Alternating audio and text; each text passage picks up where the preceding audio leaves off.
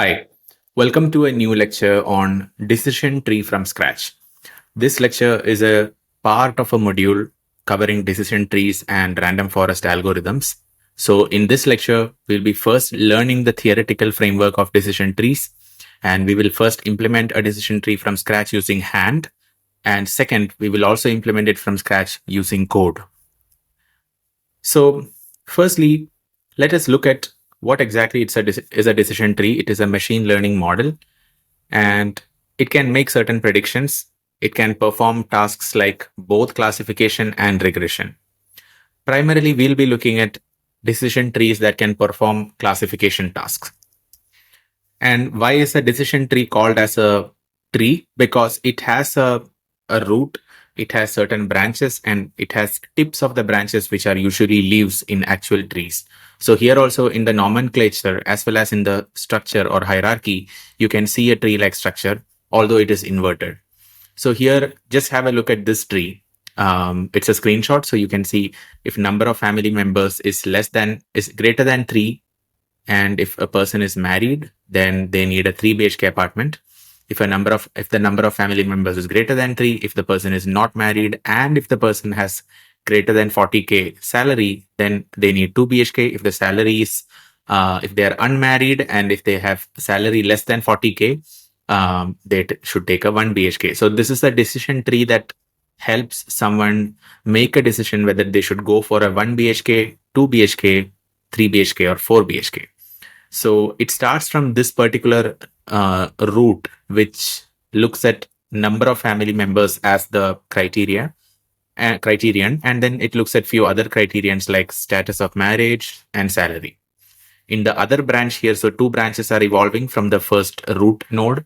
The no branch has salary greater than 80,000, meaning family members are less than 3, and salary is greater than 80,000 means you can take a 4 BHK apartment. And so I don't know, maybe this has flipped, because I feel like a 4 BHK is unnecessary if there are less family members, even if salary is high. So maybe this branch should be yes and this branch should be no. But regardless, I hope you get the point. And if salary is greater than 80,000, if that is wrong, meaning salary is less than 80,000, and if someone is married, then take a 3 BHK. If someone is not married, meaning you don't have that many people living with you, take a 2 BHK. So this is a very simple decision tree built to assist a decision-making process regarding the apartment size.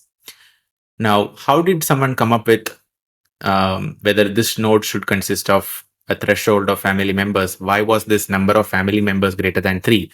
Why not number of family members greater than 5? Or why not this node talk about salary? Because why did we start with family members being the first node? It could have also been based on salary. Like, what if this was like salary greater than 50,000? And why was 80,000 number present here? And why did we stop? I mean, why did we decide here that this person, if they have greater than 3 family members, less than 3 family members, less than 80,000 salary, and if they are married, 3 BHK, why did we come to a decision point at this juncture? So there are a bunch of questions about what is the most structured approach using which we can construct a decision tree, and how can we make decisions using it. And we will be learning all of that in today's lecture. So let's first look at one more example before going into the theoretical details. So imagine you are running a bank, and as the manager of this bank, your job is to approve or reject certain loan applications. The loan application consists of certain features by the applicants: the income of the applicant, their age, their credit score, and maybe a few other features. For simplicity, let's assume only these 3 features, and the output is your decision whether you should approve the loan or reject the loan. So this can also be categorized into a decision tree. Maybe you can say that if the age is greater than, say, 60, it's unlikely that the loan will be approved. So here, age is greater than 60, no, and yes, so 2 branches. And so if age is less than 60 and income greater than 100K, then then what are the other features? Their credit score. So credit score,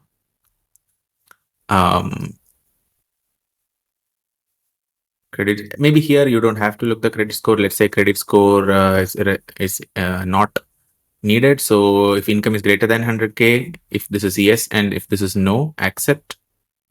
Here you reject. And here, if age is greater than 60, then you look at the income greater than 150K. And not only that, you also look at credit score. So this is yes, this is no, and then credit score, let's say greater than something 750 in according to whatever index we are using. And then if this is also true, you approve, otherwise reject, approve or reject. And if income is less than 150, you reject. This is also a decision tree which can represent the decision-making process the bank manager is, or the loan approving company, whoever is making this decision of approving or rejecting the loan, is taking.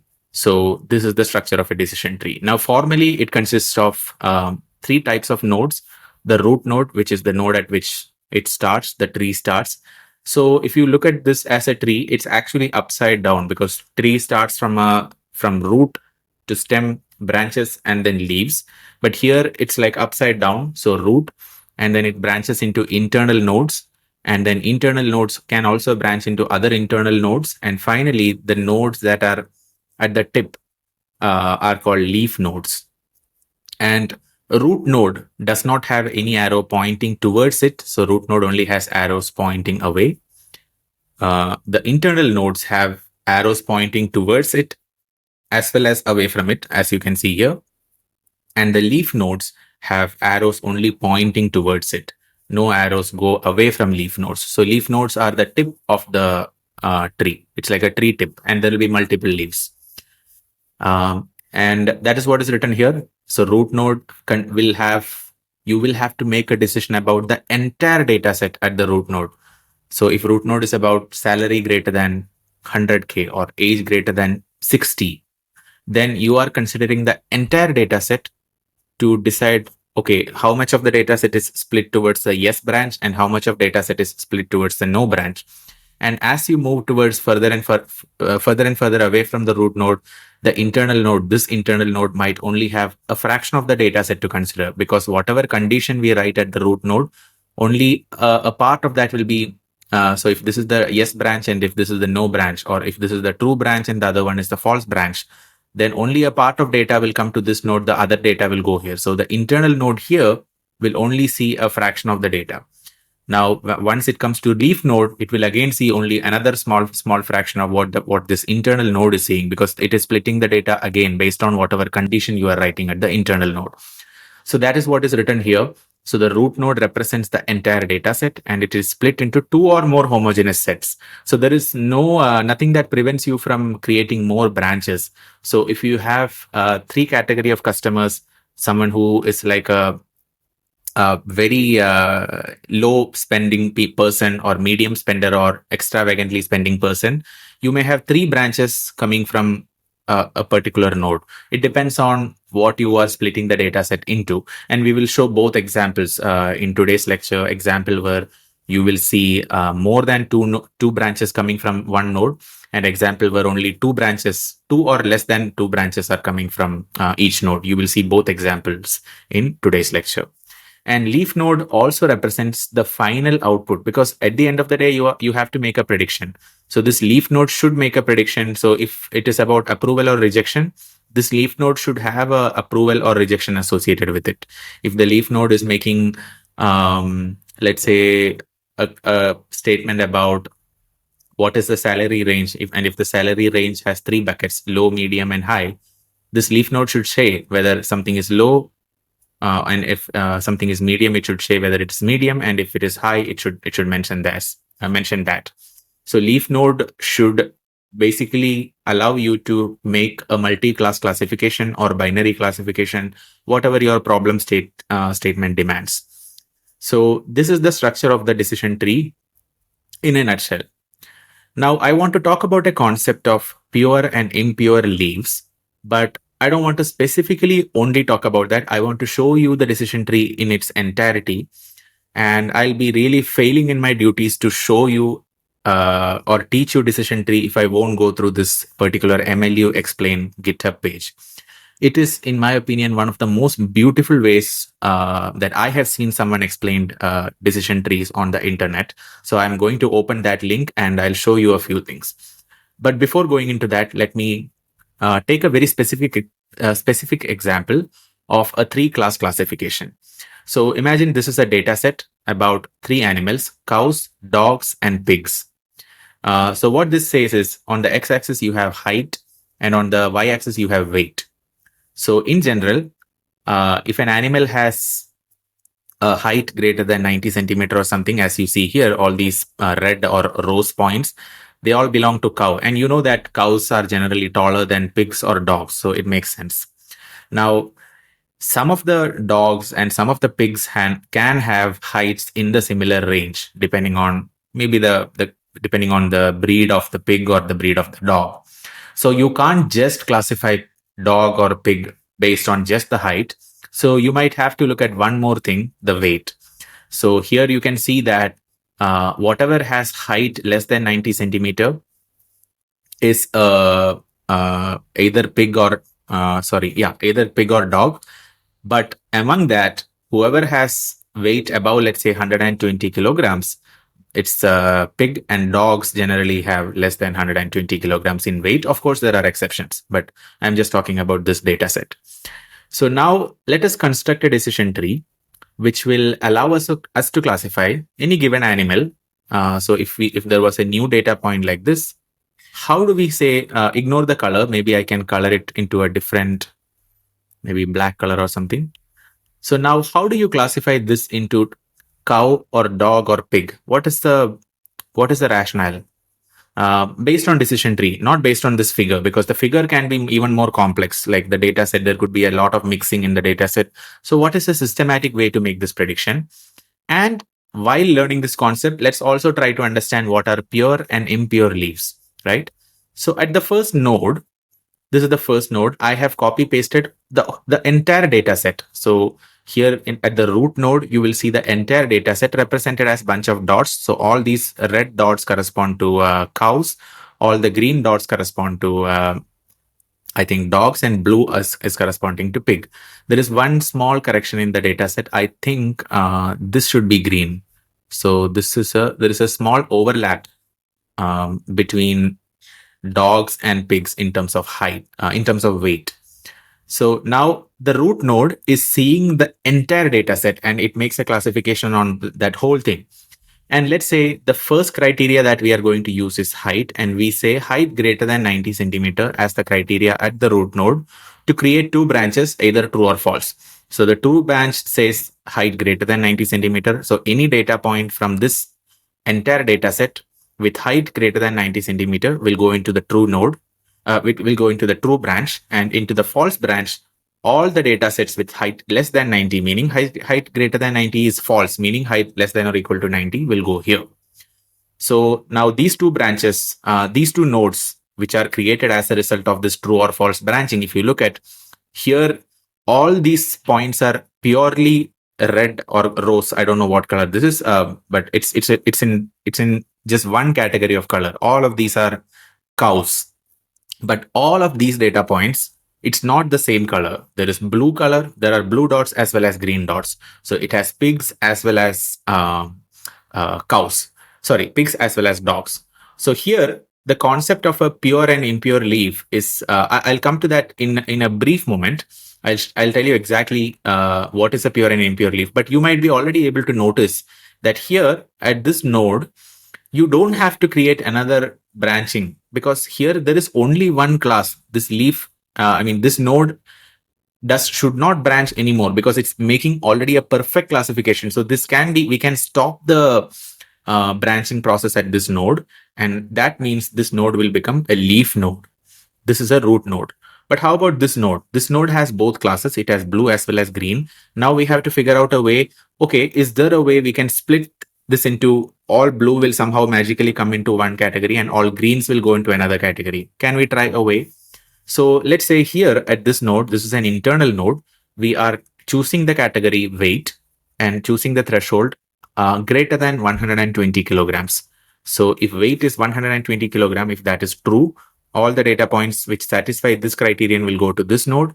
All the data points which does not satisfy this criterion, meaning weight less than 120, less than or equal to 120, will go to this branch, false, which means this node. And what happens when weight is less than 120 among this subset? Because we are now not looking at this entire subset anymore. Okay, somehow a green point has come here. Let me read it. Yeah. We are not looking at the entire data set anymore. We are only looking at this subset. Why? Because we have already split the data set into this category and this category. So now when we use the weight as a criterion, all of these points will go to the one branch, and all these green points will go to the other branch. So now you get two more nodes as a result of this branching. And now maybe we can stop building the tree any further, because here there are only green points. So this need not be split anymore. This probably can be split. We can create some weird criteria, more and more weird criteria to completely, not have a green dot here and somehow magically bring green to one category and magically bring the rest of the blue points to another category. But the problem with that is if you try to do that too much, you are trying to overfit into the noise. You are, rather than learning the general pattern in the data set, you are trying to make the decision tree fit onto some noise. So we can decide to stop at this point. We will not build the decision tree anymore. So now let's annotate the different type of nodes. So this is the root. And why is this root? This is where the entire data set starts its splitting. This is a leaf node. Why? Because here there is no more branching. So this is at the tip of it is one of the tips of the tree. This is an internal node because here there is further branching, and there are branches coming into this node, and there are branches going away from this node. This is also a leaf node because there are no further branches from going away from this. This is also a leaf node. Now coming back to pure and impure leaf. The leaves which have only one class present. So here there is only red, meaning only cows present. Here there are only, what is green? I think green is dog, right? Yeah, only dogs are present. So these are called pure leaves. So this is pure leaf, and this is also pure leaf. This is an impure leaf because here there is a mix of green as well as blue. So that is the concept behind pure leaf and impure leaf. Now what we can do is, before going any further, I want to open this website and show the classification that they are making, which looks like exactly similar to this example. My cow, dog, and pig example is literally derived from the example that they are showing in this website. So let us go to this. So I will share this link in the description, but otherwise it's fairly like it's mlu-explain.github.io/decision-tree. So here it's explaining the root node, decision node, and leaf node. I don't want you to read any of this. Just go through the images. My main purpose is to show the image. So here what they have is they have a decision-making process for 3 classes. They have apple, cherry, and oak. Maybe I can increase the zoom a little bit more. And this is the data, and it is classified based on the diameter or based on the height, So you can see that trees with big diameter, they are oaks. Trees with smallest diameter, they are cherry trees, and apple has something in between. But let's see how to build a decision tree that can make a proper classification here. So when you scroll down on this website, you can see how the splitting starts. So the very first split that you make is diameter less than or equal to 0.45. If it is false, it is an oak. If it is true, it's the rest of the items. So if you scroll down, and here you can see that in this box, predominantly oaks are coming, right? So when you scroll down even further, let's now make one more split to the remaining data. So this data, we decide that, okay, we don't have to split this anymore because only 1 or 2 blue points are coming into this oak rectangle. So let us try to split the remaining data. How can we split the remaining data? Maybe we can decide a cutoff like 5, height greater than or less than 5, something like that, right? So let's see. So here they are using height less than or equal to 4.88. So that means another rectangle will come if height is less than or equal to 4.88, it is predominantly cherry. So you can stop splitting. Maybe you can decide to split more, but I'll show you what these guys are doing. So it is cherry. And if height is greater than 4.88, it is the other category. So height less than 4.88, it's cherry. If it is height greater than or equal to 4.88, it's the remaining items. But remaining items have a few things, right? Remaining items have green dots. I think it has one yellow dot and a few cherry dots also. So let's see how else can we split. So now let us scroll down a little bit more. Then here they are defining one more split for the remaining data. And there they are saying that, okay, among the remaining data, if diameter is less than or equal to 0.32, or rather, if diameter is greater than or equal to 0.32, those are apples. So that is why they drew a green rectangle. In the apple, there is one data point which is coming from oak, and maybe one data point slightly overlapping from cherry into the apple, but everything else in this is purely apple. So this can be a leaf. You don't have to split this anymore. Now, this data which is in the unshaded region, you have to split. And maybe you can split it into two categories, or if you want even cleaner split, you can define more and more rectangles. So now let's see. Now the next category is height greater than or equal to 7.4. So 7.4 will come somewhere here. So if height is greater than or equal to 7.4, you can classify that as apple. If height is less than 7.4, you can classify it as cherry. So let's scroll down to see if whether that is what they are doing or not. It's some more. Yeah.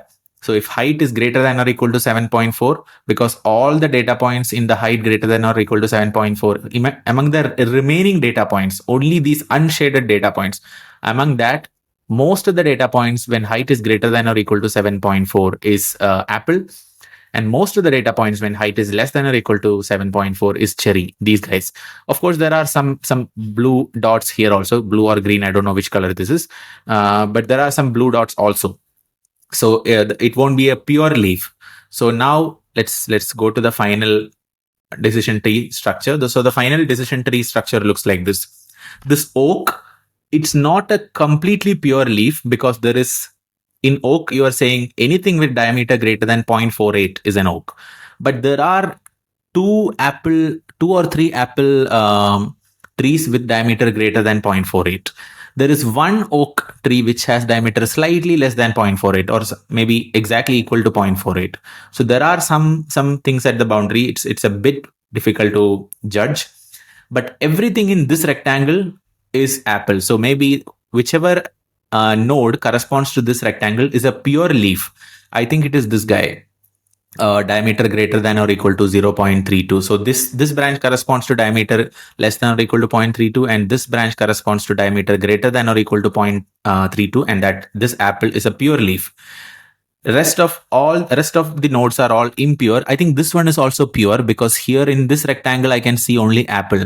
There is no oak or no cherry in this. So I think this leaf is also a pure leaf, right? So this is the idea behind building decision trees based on deciding threshold, and then defining. Based on this, we can define, once the leaf becomes a pure leaf, you can fully stop branching.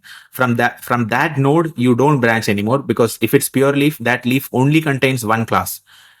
But if you have a very, very impure leaf, maybe you might want to consider splitting more. If a particular node has equal split of both data sets, then maybe it's worthwhile splitting once more. But if a particular node has only one apple and 15 oaks, then you don't have to split anymore, because it's as good as saying, okay, this is mostly oak, right? So this is the idea behind splitting it in this way. And I want to show a few more things. So if you can look at this scroll bar, we have only covered half of this website, but remaining half is about a concept called entropy, which I don't want to go through right now. I will go through it after I cover the theoretical aspects of it, but I will come back to this website. But I hope you got a fairly good visual intuition behind building decision trees. So now let's go back and keep this URL with you. Now let's go back to the Miro board. So now let us discuss the concept of entropy, which is probably one of the most important concepts involving decision trees. There is also another concept called Gini impurity, but we will have one full dedicated lecture for discussing that in the next lecture. In this lecture, we will be purely focusing on the idea of entropy and how it is used as a parameter for deciding whether you want to split a node into more branches or not.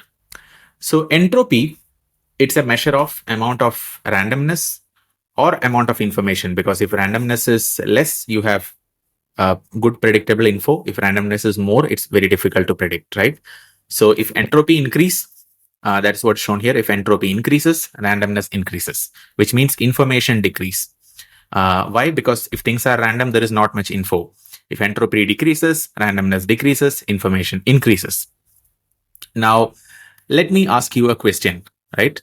You have two cases. In both cases, you have the same data set, okay? In both cases, you are looking at this cow plus dog plus pig data set at the root node. Now, you want to decide whether you are making a split like this or split like this. Now, if you look at our starting graph, this graph, a horizontal split can look like, let me open the pen. A horizontal split will be a threshold based on weight. So, yeah.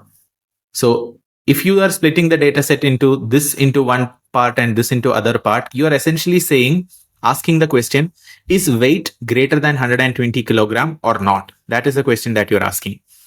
On the other hand, if you are making a split like this, then you are not asking about weight, you are rather asking about height. And here you are asking whether the height is greater than 90 centimeter or not. Now, my question to you is, how do you decide at the root node whether you should create a criteria like this based on height or a criteria like this based on weight? How do you decide this? This decision is done using the idea of entropy. But before even coming into entropy, let's look at just from basic logic, what kind of split is better. So if you were to split like this, make a split like this, then essentially you are saying that height is greater than, what was it? Height is greater than 90 centimeter. That is what you are saying. And if you make a split like this, it will result in a set of data points where there are 12 red dots. So originally you had 12 red dots, 5 blue dots, and 10 green dots. And if you split like this based on height with 90 centimeter as the threshold, whichever has greater than 90, which are 12 red dots, will all go to this node. And remaining ones, which consists of 5 blue dots and 10 green dots, will go to the other node. Okay. So this is one way in which you can split. Now let's look at the other kind of split. The other kind of split is splitting like this. Let's say splitting somewhat like this. No, not like that. Like this. And this is about weight greater than 120 kilogram or not, right? This line signifies that, the horizontal line. And originally, again, you had 12 red dots, 5 blue dots, and 10 green dots. And if you split like this, one half of the data points where this condition is true will go here. And that will contain 5 blue dots. If you count, there are 5 blue dots, 1 green dot, and 3 red dots. And the branch where this condition is false, weight greater than 120 is false, contains these many green dots and these many red dots. So there are 9 green dots and 9 red dots. Now here is a very simple, not simple actually, it's a conceptual question. Which of these splits is better and why? You might be tempted to say this is a better split because it has resulted in a clean, at least a clean split for these 12 points. The other branch is not, other node is not clean, but this is a clean one. But here both nodes are not clean. I mean, qualitatively, you might be able to say that, but is there a way you can quantitatively say something like this? Is there a number that will tell you this way of splitting is better than this way of splitting, or vice versa? This is where entropy comes into picture. So in entropy, or information as the kind of the opposite idea of entropy, there is something called information gain or entropy reduction. So the idea is that whichever split results in more entropy reduction or more information gain, you should go with that split. Now, this is very abstract. I don't think you are able to visualize anything when I say this, but I'll come to the idea of visualizing this whatever I just mentioned. So firstly, information is nothing but the information gain measures the increase in information when you go from one root node to another node, another internal node. And how do we measure the information gain? Information gain is the change in entropy, where you subtract the entropy of the parent. I mean, you subtract the entropy of the weighted entropy of the child from the entropy of the parent. Now, what is child and what is parent? It is this. So this parent node, this is parent node, has two children, child 1. So this is a child node of this parent, and child 2, right? In this case also, this parent node has two children. This is the child 1 and this is child 2. Now, we have to first calculate the entropy of the parent node. Entropy of the parent node should be same in both of these cases. In this case, case 1 as well as case 2, entropy of the parent node should be the same because parent node itself is the same in both cases. Same data points are being considered for the parent node in both cases, right? So now the question is, if this is the split of the data set, like 12 red dots, 5 blue dots, and 10 green dots, if this is the way in which data set is not split, data set is distributed, how do you calculate the entropy of the parent node? Let us answer that question first. Here I want to again get back to the website, the MLU Machine Learning University. Let me put this back. So the equation for entropy is H equal to minus sigma pi log 2 pi. There are a few things to notice here. H is the entropy, pi is the probability for ith item. The logarithm is to the base 2. I will come to that, why that is the case. And pi inside the logarithm is the same as the pi outside the logarithm. So before going into the numerical example, I want to show this graph. I highly recommend you to kind of play with this. So first, let me remove all the points. Okay. So now imagine you are talking about the entropy of a root node, and entropy of a root node where you have only, and there are two classes. Let's say this red is, in our example, the red was, what was it? Cow, and this positive green/blue was pig, right? So let's take the same example. So here, if we add one cow, what would be the entropy? Let's say the parent node has just one cow. It has no pigs. Then the entropy would be 0 because there is only one class, and you can't split it anymore. And to represent this information, there is no uncertainty in that node. That node just has one class. What if I add one more cow? Sorry, this is pink was again cow. One more cow. No change. There is only one class. So just for a moment, ignore the existence of this graph. Just consider that whatever is there in this circle, this white circle, is like the parent node. Just imagine like parent node or any node. Imagine that it's just a node. As long as that node has only one class, data corresponding to only one class like this, it doesn't matter. The entropy will remain 0. So the y-axis value here is entropy, and entropy will remain 0. So here you can see that entropy is 0. Number of items in positive class. So positive class is this blue/green guy. It's 0. Negative is negative class has 21 items, and I can add or remove. So let me remove all of this, right? So entropy is unchanged. What happens if I play with this class now? I add 1 point from the positive class. Again, entropy is 0. Why is that the case? Because there is no randomness. There is a very well-defined distribution, and however you split this elements in this node, you are only going to get, even in the branches, you are only going to get the same class. There is no uncertainty here. So that's the reason why here also, irrespective of how many number of positive class points you add, you have 0 entropy. Now let's look at the other extreme. Let me remove all of this, but just retain one of them. Now here I add one more from this other class, negative class. Now there is the maximum entropy, which is 1.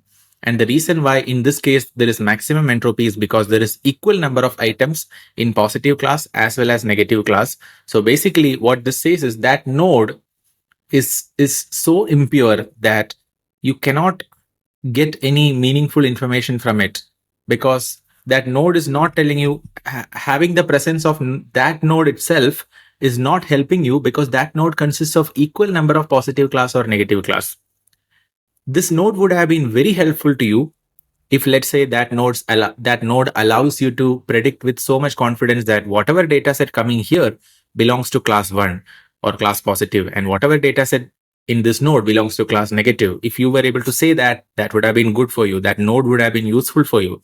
Right now, this node is not useful, because let's say I add 2 more from here and 2 more from here. Now you have 6 data points inside the node. 3 are in green category and 3 are in the red category. Again, the node is useless.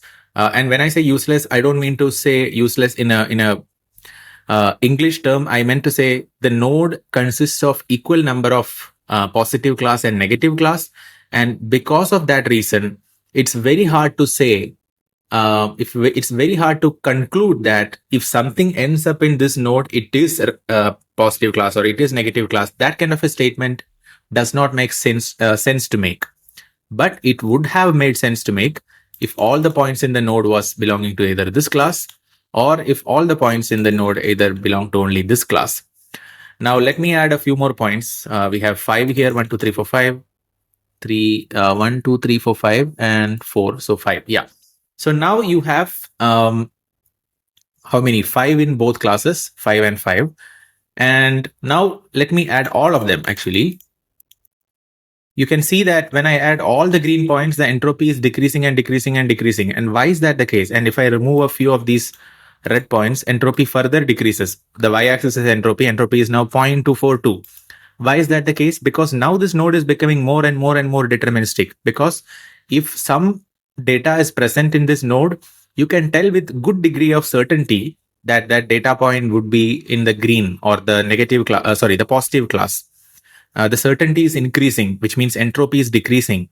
However, if I add these red points back, now the uncertainty is highest because there are 24 items in each class. And what if I remove this? Then again, entropy decreases because the certainty is increasing. Now with more and more and more certainty, I can say that this node, whatever points, if something is belonging to this node, it will most likely be belonging to class negative. So it's much more certain now. So this is the idea behind entropy.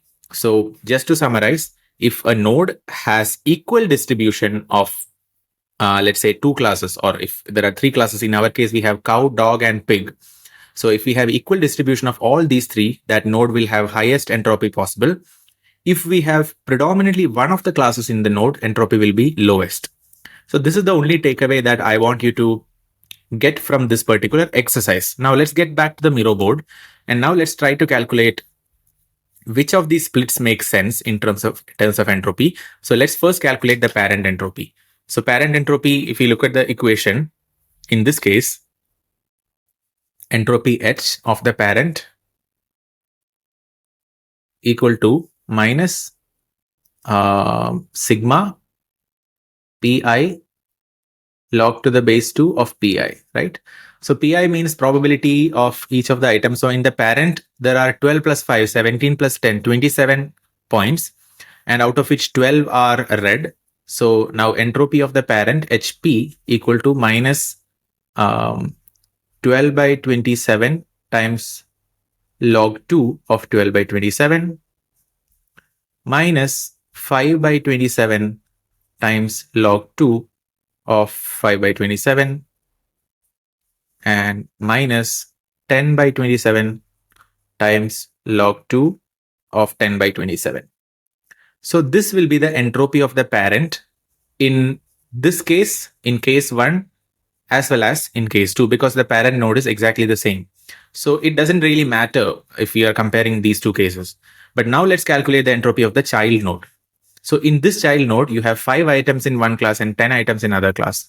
So here the entropy would be H equal to, so there are total 15 items here, right? So let's remember that 5 belong to one class and 10 belong to the other class. So it will be minus 5 by 15, which is minus 1 by 3, minus 1 by 3 times log 2 of 1 by 3 minus pi. It's minus sigma pi log 2 pi, right?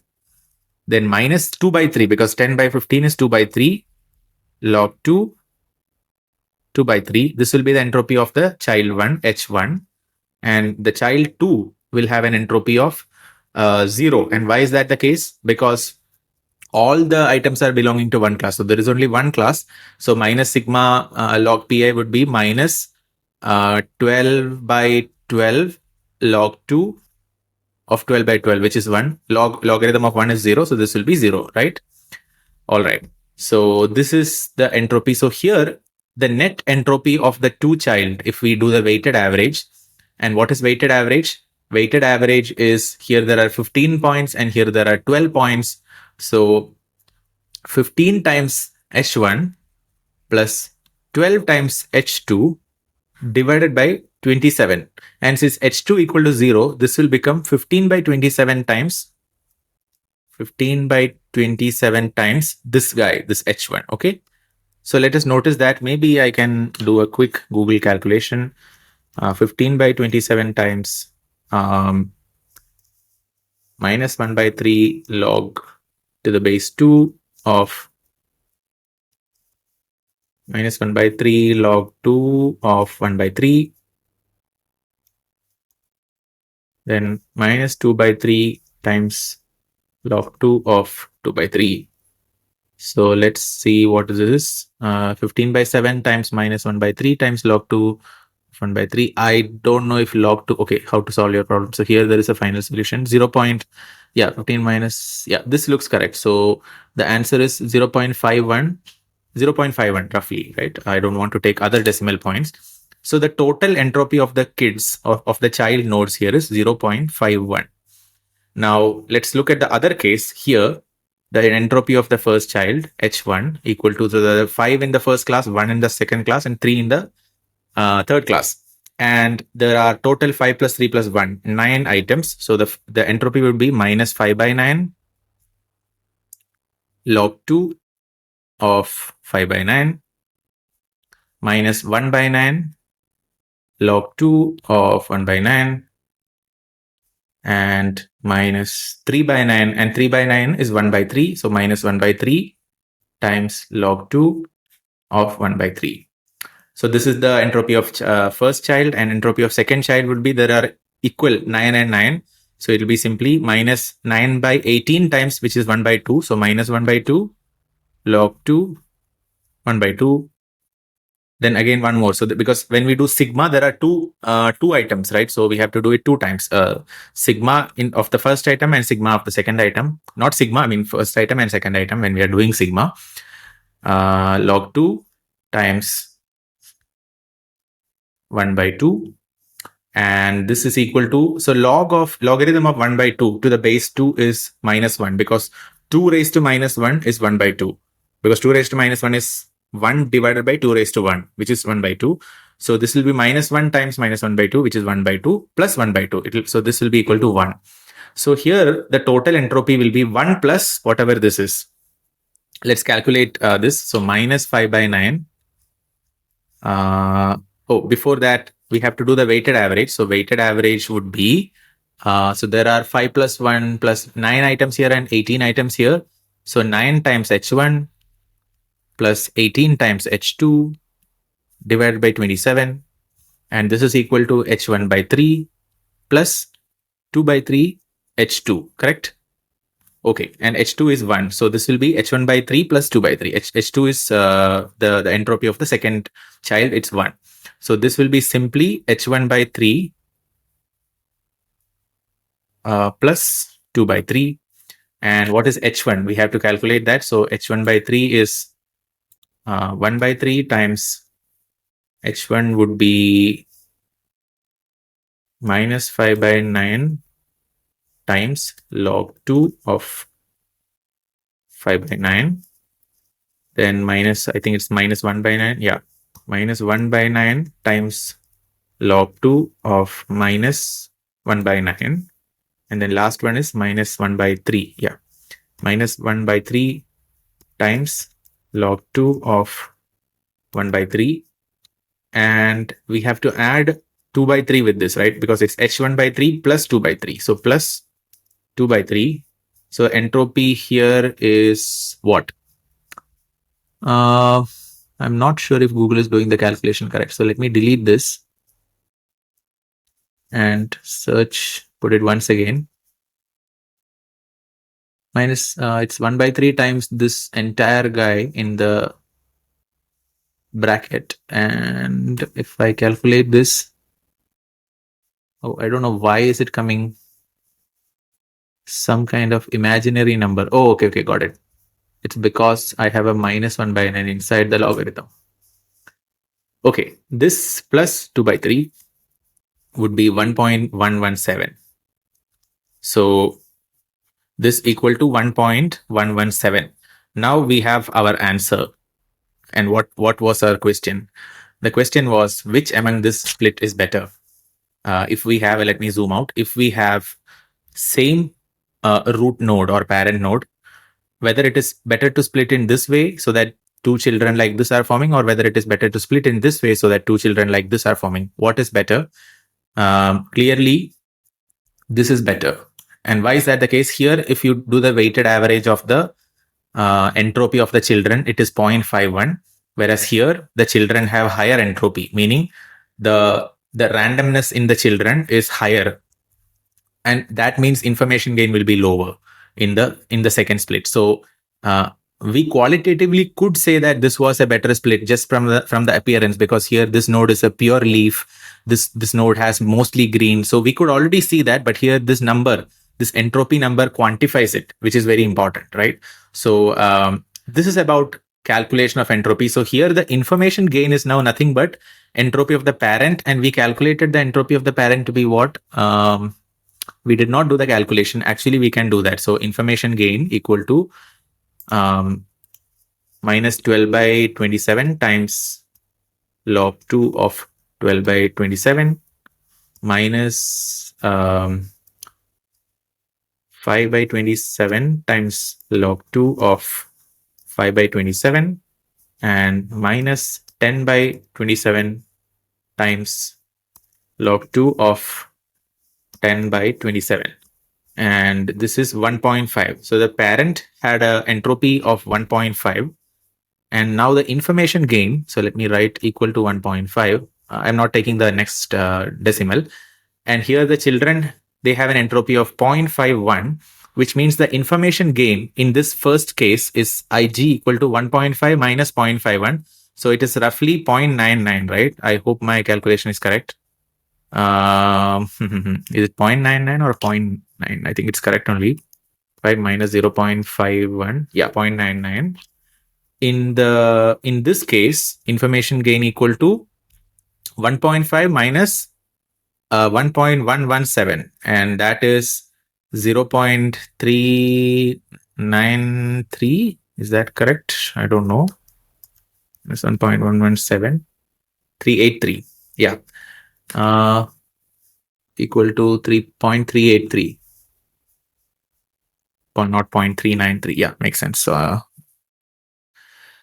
All right, so here information gain is lower, here information gain is higher. So based on that, you can conclude that this is a better way to split. And now this is recursively done. All the nodes are split in this way. And if information gain is significant, you will do the split. If information gain is not significant, you will not do the split. So basically, we select the split that yields largest reduction in entropy, or equivalently largest increase in information, or largest information gain. And that is this formula. So now I hope you will not feel kind of intimidated when you see this formula. So here I have taken some screenshot from our previous exercise. So if all the classes, if the node consists of both the classes in equal number, entropy will be highest. And entropy is not always 1, by the way. It depends on the total number of classes that are there. I will show you an example. On the other hand, if there is only one of the classes, so here there is only green class, which means entropy is 0. Here there is only, it's predominantly red class, which means the uncertainty of what this node is very low. this node is primarily red or negative class. So uncertainty is very low compared to just having, compared to having both classes in one node. And because of that, the entropy is lower. So that is what this graph is saying. So I hope now you are able to read this graph much better than if I had directly showed this to you without any context. So now what we can do is we can go into a numerical example of building a decision tree by hand. But basically, this is the step-by-step process, right? So at every node, starting from the root node, we split the data set. The root node has access to the entire data set. And then we decide which feature. So by the way, in the previous two cases, we were also inadvertently selecting the feature, because here when we split like this, what is the feature that we are looking at? We are looking at the height feature. Whereas when we split like this, we are selecting the weight feature. So in this case, we chose weight as the feature to use for splitting the root node. In this case, we used height as the feature to use to split the root node. So feature selection has to be done at every node, and then split the node based on maximum entropy reduction. And then do this or if all the data points, so basically you do the splitting for all the nodes, and when branches from those branches form, those nodes are also split, and then resulting nodes are again split. And you will stop the splitting either when all the points in a node belong to the same class, and we have a name for that. What is that?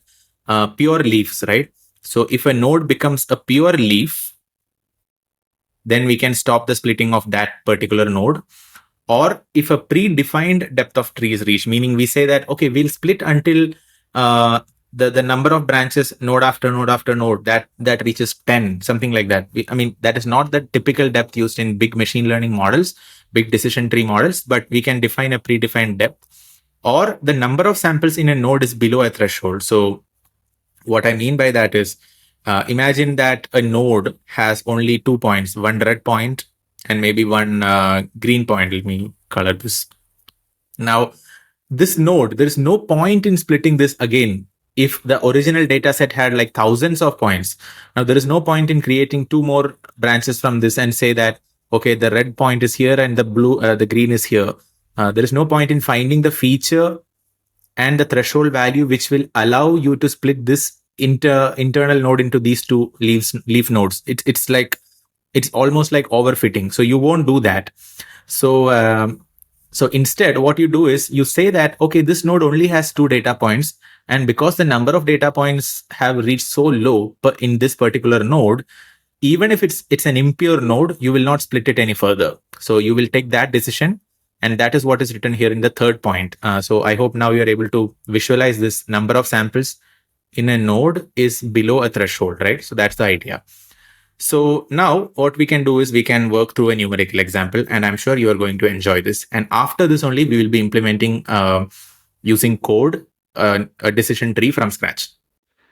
Consider this numerical example where based on the weather and the temperature, someone is deciding whether they should play outside or not. So here there are three kinds of weathers, sunny, rainy, and cloudy. And I think 3 temperatures, hot, mild, and cool. So based on the combinations of weather and temperature, whoever is like, this might be a kid, the kid will decide whether he or she should play outside or not play outside. So if it is sunny, just let's go through the data set once. If it is sunny and hot, obviously do not play outside. The kid will not play outside. If it is sunny and mild, yes, it's a good time to play outside. If it is rainy, whether it is cold or whether it is mildly hot, you don't play outside because it's raining.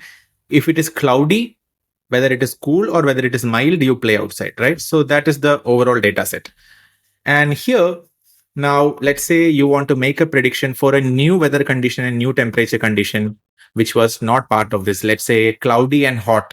Cloudy and hot is very improbable, but it's also possible because this temperature can be hot, weather can be cloudy. So those combination, it is highly improbable, but it's still possible. So now here, the weather and temperature are features because these 2 features are used for making the prediction to play outside or not. So play outside or not is the target, and weather and temperature are the features. Now, let's first build a decision tree which will help us make a decision like this, or let's represent this as a decision tree. So first thing is, what is the root node? The root node consists of all these data points. So there is 1, 2, 3, 4, 5, 6 data points belonging to how many classes? Is it 3 or 2? It's not 3, it's 2, because the target variable has only 2 classes, yes or no. Weather has 3 classes, sunny, rainy, cloudy. Temperature has 3 classes, hot, mild, cool. But those are features, those are not the final target class. Final target class is only 2. So you have 6 data points and 2 target classes. And in the root node, since all the 6 data points are coming, in the root node, you have 3 no's. So no, no, no, and 3 yes, 3 yes, yes, yes, right? So target distribution in the root node is equally split between yes and no. So what should be the entropy? Entropy is h at the root node equal to minus pi sigma pi log of pi.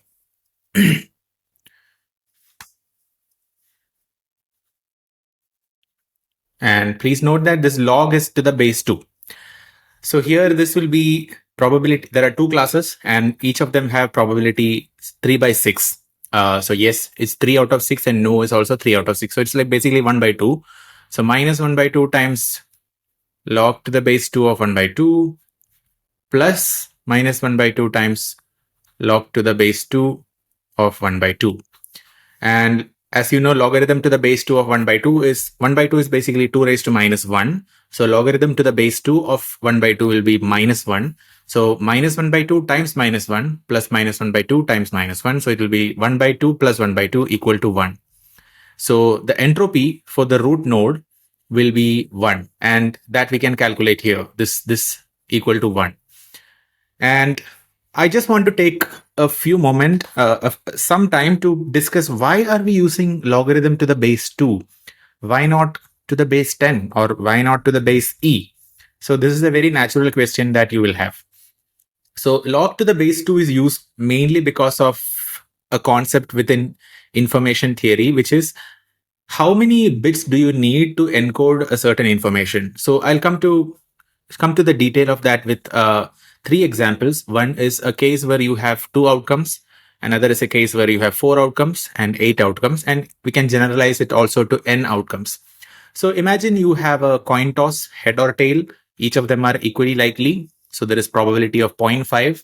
And if you were to calculate the probability for the entropy in the case of head or tail, you have 2 outcomes and equal probability. So it will be minus sigma p log to the base 2p equal to minus 0.5 log 2.5 minus 0.5 log 2 of 0.5 equal to 0.5 plus 0.5 equal to 1.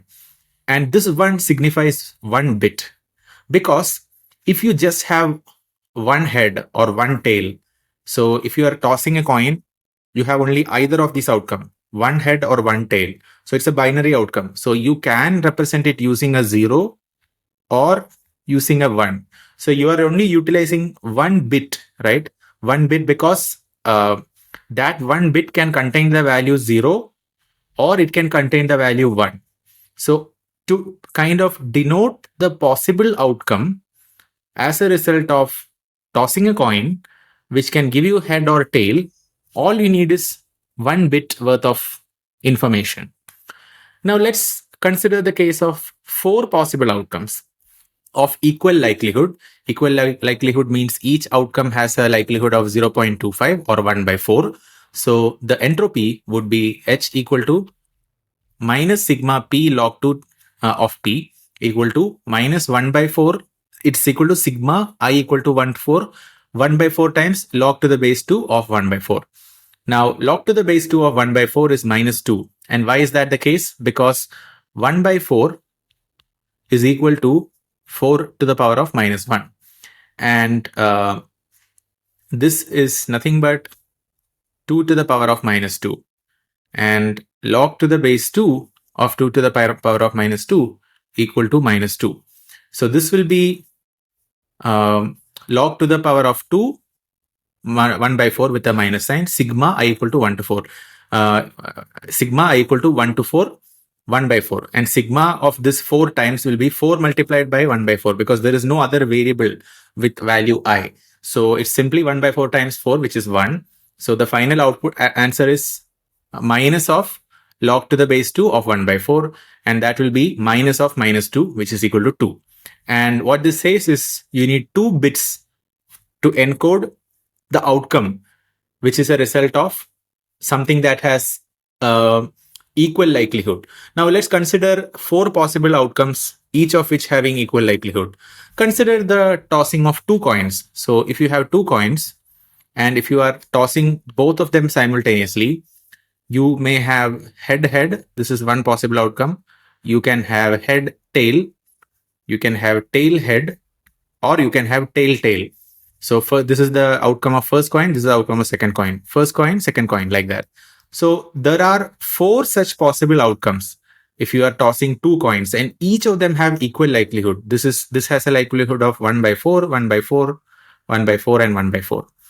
Now, how many bits do you need to encode this information? You will need 2 bits, because head will be, if you denote head by 0 and tail by 1, head is 0 0, head tail is 0 1, tail head is 1 0, and tail is 1 1.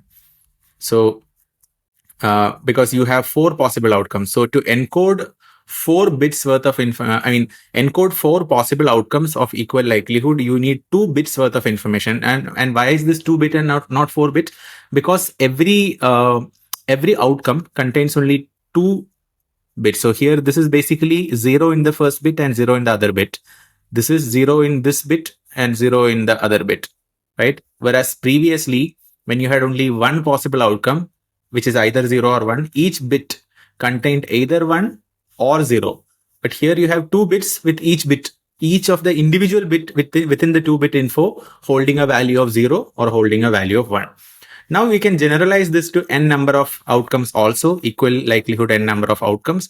And if we have n number of outcomes, the entropy would be 1 h equal to minus pi sigma I equal to 1 to n logarithm to the base 2 of 1 by n. This is the likelihood of individual outcomes. This is equal to minus 1 by n sigma I equal to 1 to n log to the base 2 of 1 by n. And this is nothing but, you can put log to the base 2 1 by n outside. So log to the base 2 1 by n times and negative sign with sigma I equal to 1 to n 1 by n, and this is equal to 1 because you are summing up 1 by n number of times, and this will be equal to log to n, because this minus sign means you can flip the 1 by n to be n. That will add another minus sign, so minus of minus will become plus. So this is the entropy when you have n number of outcomes, the maximum possible entropy. Now you might have wondered from the original example that we had, where the maximum possible entropy in this curve, in the bell-like curve, was 1, and that was because there were only 2 possible outcomes, negative class or positive class. But if we had 4 outcomes or 8 outcomes, the entropy, maximum possible entropy, would have been different. But this is a small digression. This is not our main point of what we are trying to do. I just wanted to say why we are using a 2-bit, why we are using logarithm to the base of 2. Now coming back to our problem. So our problem was what? We had 3 types of weather: sunny, rainy, cloudy, 3 type of temperatures: hot, mild, cool. And based on the values of these 2 features, we had target, which is play outside or play inside. And we calculated that the root node had an entropy of 1 because there were 3 yeses and 3 nos at the root node, and root node had 6 data points. All these 6 will be at the root node, right? So now the question is, okay, so we calculate the entropy at the root node to be 1. Now, what feature are we going to select at the root node to make the split, to make the decision tree 2 branches that go from the root node? Are we going to use the feature of weather, or are we going to use the feature of temperature? This is the question that we are trying to answer. So let us look at each feature separately. So first we will look at, if we were to pick weather as the feature, what is the information gain that we are going to get? That's the first question that we'll ask. Once we answer this question, we'll look at, if we were to use temperature as the feature, what is the information gain that we will get? And then we will compare the information gain, and whichever feature will allow us to have maximum information gain, we will pick that feature for making the first two branches from the root node. And now the thing is, information gain, the higher the information gain, the lower the entropy, or the higher the entropy reduction, right? So we are trying to reduce the entropy. Fine. So now let's look at weather as the feature. In weather as the feature, there are three categories. There is sunny weather, there is rainy weather, and there is cloudy weather. There are these three possible cases. And how many data points do we have in sunny? We have 2 data points in sunny, 2 data points in rainy, and 2 data points in cloudy weather. So that is this 2, 2, 2. Now, among the 2 data points in the sunny weather, how many are yes and how many are no? In sunny weather, in one case, the play outside is no.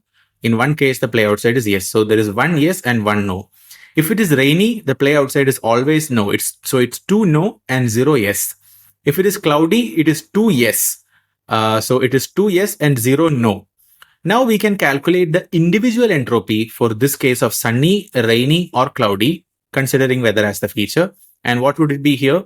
It would be the minus pi log to the base 2 of pi. And pi here is probability for yes or no within the sunny category. So there is 1 yes and 1 no. So there are totally two items. One is yes and one is no. So it will be minus 1 by 2 logarithm of 1 by 2 minus 1 by 2 logarithm of 1 by 2. So that will be 1. So that is this.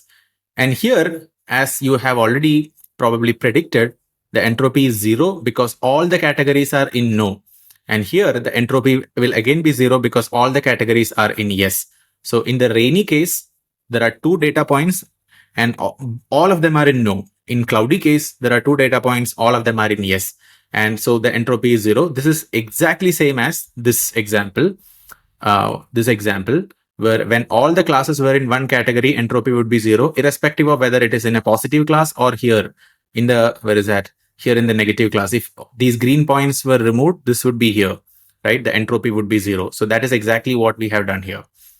So now we can calculate the total weighted entropy. So weighted entropy for weather means, so entropy for just sunny is 1, entropy for just rainy is 0, and entropy for just cloudy is 0 as well.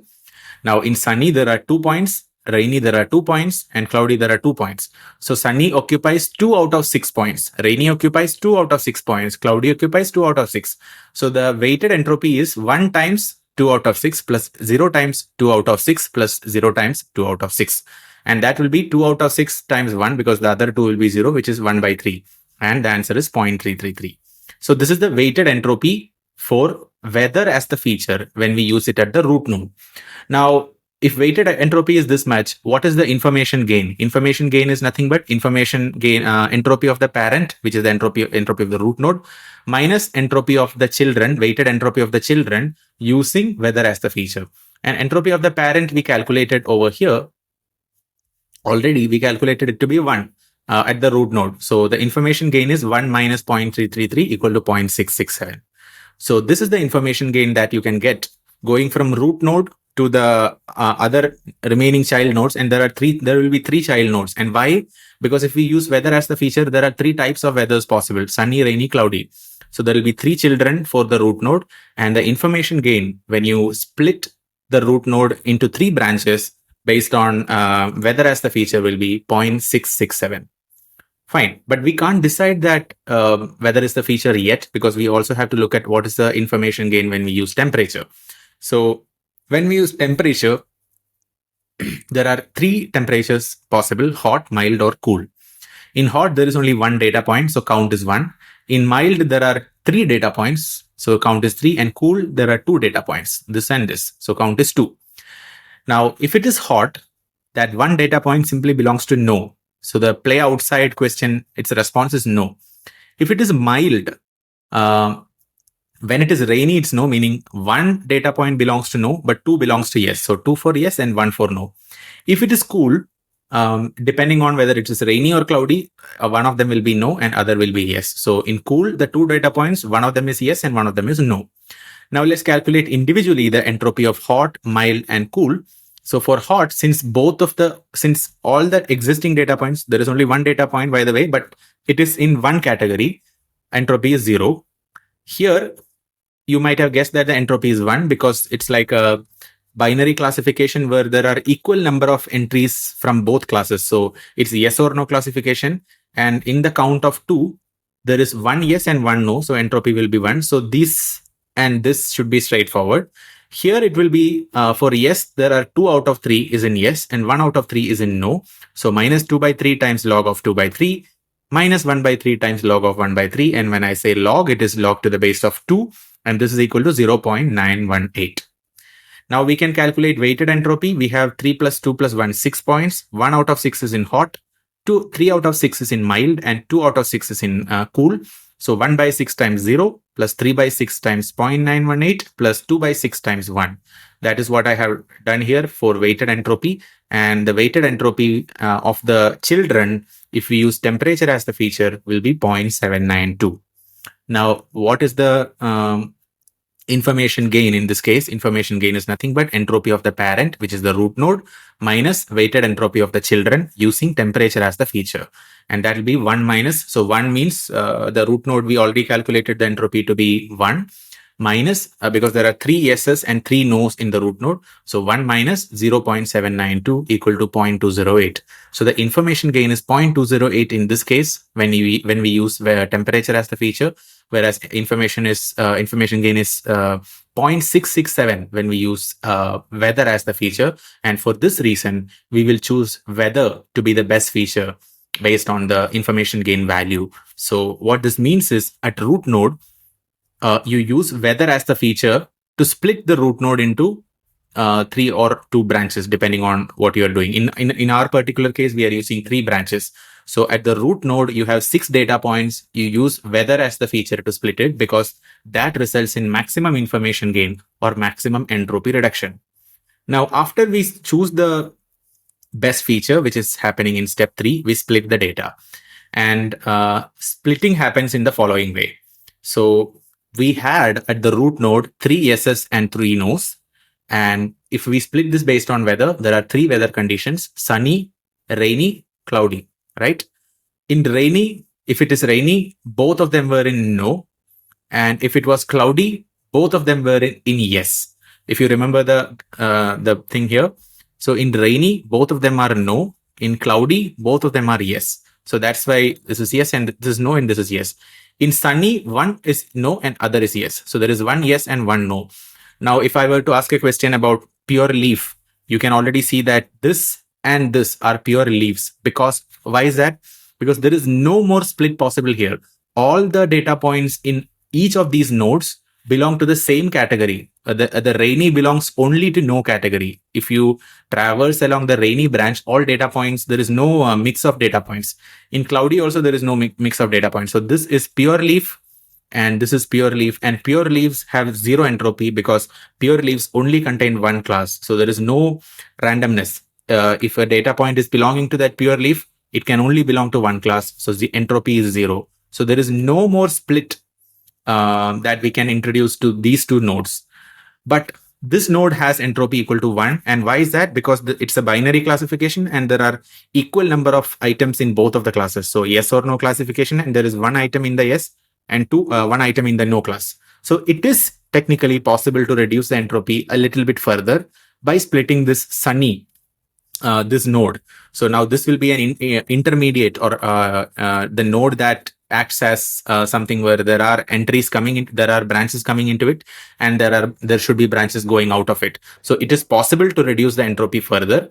And this time, now what we are doing is we are recursively applying what we did earlier. So for the root node, we found out what is the best feature, we split, and then for each of the children node, we'll decide whether split has to be made or not. If it is a pure leaf, no split, meaning if entropy is already 0, there is no more information to be gained. So we stop splitting those children nodes. But this particular children node with entropy 1, it is possible to reduce the entropy because you can theoretically bring the entropy down to 0. So there is some information to be gained. So we can think of splitting this. Now, if we are splitting this, same algorithm what we did before can be applied, but this time I am not going to manually calculate the entropy because you understood the exercise.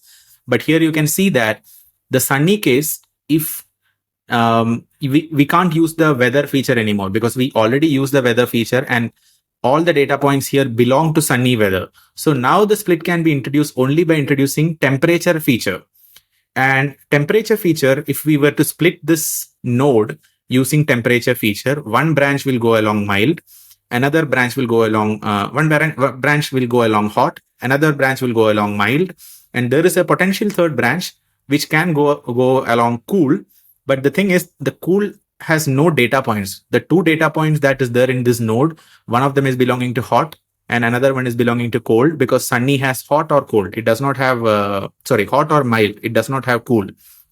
So now when we split like this node will, the branch that goes through hot, it will have one data point and that will be yes. Oh, actually hot means play outside no. So this is actually no. This is a typo. Let me just change this.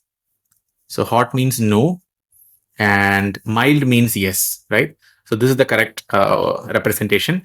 And these are also pure leaves. And why is that? Because there is only one class. There is only no class or yes class. There is no mix of classes in these two nodes. So these are also pure leaves, and which means entropy has reached 0. So here the parent node had an entropy of 1. Here the children, both child nodes have entropy 0. So information gain equal to 1, because you brought entropy all the way from 1 to 0. So 1 minus 0, information gain equal to 1. So if we had not done this, we would not have been able to get this much information gain, right? So this is how you construct a decision tree in practice just by using hand. We did not implement any code or algorithm. I mean, we did implement an algorithm, but we did not implement anything in code yet, right? So this is one way in which you can do the implementation of the decision tree by hand. So I would say now it is a good time to start coding, but basically repeat. The last thing which I want to mention before going into the coding is the above process which we did. You can repeat until all the points. So that's what I have written here. All the points in a node belong to the same class. And what does this mean? It means until you achieve a pure leaf. And if it's a pure leaf, it means entropy is 0. So we repeated the splitting until this leaf became pure. Then we split this node, and then these two leaves, which are the children of this node, they also became pure leaves with entropy 0. So we repeated until that. Or a predefined depth of trees. So here there is one level of branching. So root node to one level of branching, and then this node to the second level of branching. So here the depth is 2. So if you already defined that I'm not going beyond the depth 2, even if you did not achieve the pure leaf, you can still stop building the decision tree deeper and deeper. Or the number of samples in a node is below a certain threshold.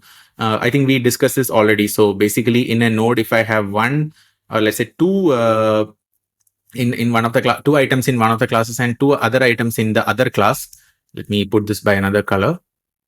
So let's say these two, red belong to one class and green belong to another class. Sometimes it's not worth it to again split this, because then you are trying to kind of learn the noise in the data rather than the generalizable pattern in the data. So you don't want to have pure leaf in all the leaves.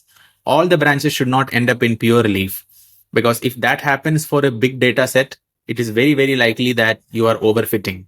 So you don't want to do that. So you repeat until a certain threshold in terms of number of samples in a node is reached. So this is the process. Now I think it's a good time where we can stop all of this and we can start coding a proper decision tree completely from scratch. So I just noticed that the theory part of decision tree building lecture, this lecture itself I think it has crossed almost 60 minutes. And I ideally like lectures to be between 45 to 60 minutes max. So what I decided is I will cover the building the decision tree from scratch in terms of code completely in the next lecture. So I have already implemented the code and tested it. It's working very, very nicely. So there are a few things that I want to show you from this code-based implementation of decision tree. And I also want to show you the difference between the final decision tree that we have in this case versus the decision tree that we had with 3 branches for the weather. So there is a small difference which I want to show you here. It's a fascinating thing. So I decided that I will split this lecture into 2, where this code implementation I will post as a separate lecture so that the length of the video is not too much. So you can go into the next lecture to learn building decision tree from scratch, and we'll be implementing this using Julia language. So thank you so much for attending this lecture.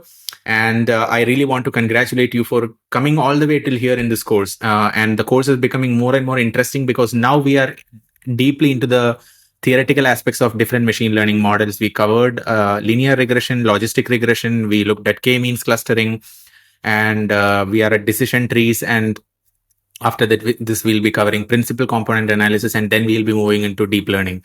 So I really want to appreciate you for coming all the way till here. And I really, really hope that you are coding along with me.